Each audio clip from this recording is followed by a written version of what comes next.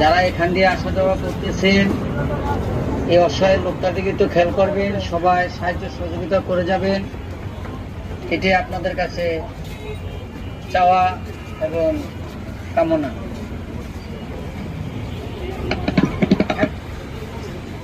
পথযাত্রী ভাই বোনেরা, আপনাদেরকে দৃষ্টি আকর্ষণ করে বলছি, যারা এখান দিয়ে আসা যাওয়া করতেছেন এই অসহায় লোকটির দিকে সবাই খেয়াল করবেন।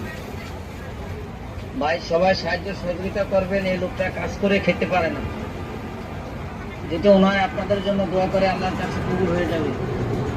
অসহায় লোককে সহযোগিতা করা আল্লাহর হাবিব রাসূল পাক সাল্লাল্লাহু আলাইহি ওয়াসাল্লাম বলেছেন। তাই আপনারা ওনার দিকে আসা যাওয়ার পথে সাহায্য সহযোগিতা করবেন, আপনাদের আখিরাতের চালান হয়ে যাবে।